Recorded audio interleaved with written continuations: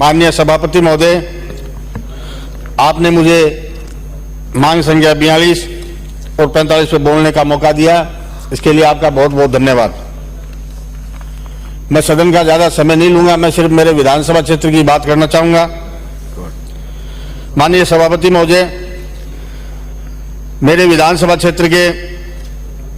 चौधरी कुंभाराम आर्य lift के 58 गांव का रकबा जो काट दिया गया था, वो बजट घोषणा वर्ष 23-24 में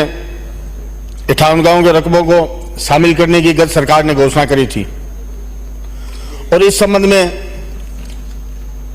विभाग के अधिकारियों ने लगभग 1.5-2 महीने पूर्व मेरे से संपर्क किया और इस संबंध में चर्चा भी की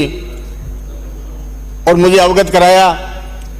कि माननीय मुख्यमंत्री जी भजनलाल जी के नेतृत्व में ये जो सरकार है, सरकार की मंशा है कि गत सरकार की जो जनहित की योजनाएं हैं उन्हें पूरा करेंगे। मुझे बड़ी प्रसन्नता हुई, लेकिन अभी जो माननीय वित्त मंत्री जी द्वारा बजट पेश किया गया, तो इन 58 गांवों के संबंध में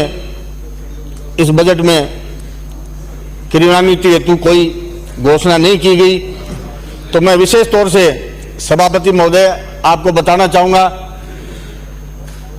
कि माननीय पूर्व उपराष्ट्रपति और पूर्व मुख्यमंत्री स्वर्गीय भैरू सिंह जी शेखावत जी के कार्यकाल में, जब वो 90 में मुख्यमंत्री थे और उसी समय मेरे पिताजी स्वर्गीय पंडित भंवरलाल जी शर्मा जी आईजीएनपी मिनिस्टर थे, तब सरदार शहर विधानसभा क्षेत्र को,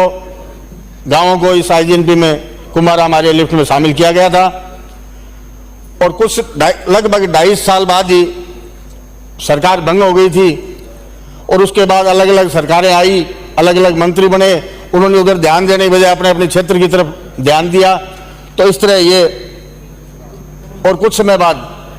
ये 58 गांवों का रकबा, आज भी कुछ गांव मेरे विधानसभा क्षेत्र के सिंचित हो रहे हैं, लेकिन ये 58 गांवों को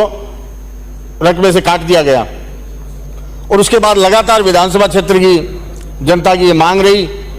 और अभी इतने सालों के बाद 23-24 के बजट में माननीय मुख्यमंत्री जी रहे गहलोत साहब ने इन गांवों को जोड़ने की घोषणा करी। तो मेरा आपके माध्यम से सरकार से, मंत्री जी से, माननीय मुख्यमंत्री जी से ये निवेदन है कि इन 58 गांवों को चौधरी कुंभाराम आर्य लिफ्ट केनाल से जोड़कर क्षेत्र की जनता को राहत देने का काम करें। ये विशेष तौर से आपसे निवेदन करना चाहूंगा। और साथ ही सरदार शहर तहसील मुख्यालय पर लगभग 10 बीघा जमीन आईजीएनपी रेस्ट हाउस की, जो आज अमूल्य करोड़ों रुपए की भूमि है, और उसी समय वहां आईजीएनपी का एक अच्छा सुंदर रेस्ट हाउस बना, लेकिन वहां स्टाफ की और देखभाल की कमी की वजह से आज उसकी हालत जीर्ण शीर्ण है, वो खुर्द-बुर्द हो रहा है। तो इसलिए आपके माध्यम से मैं माननीय मंत्री जी का ध्यान आकर्षित करना चाहूंगा कि उसका मरम्मत कराएं, सुधार करें और वहां स्टाफ लगाएं ताकि उसका रख रखाव हो सके। आपने मुझे बोलने का मौका दिया, बहुत बहुत धन्यवाद।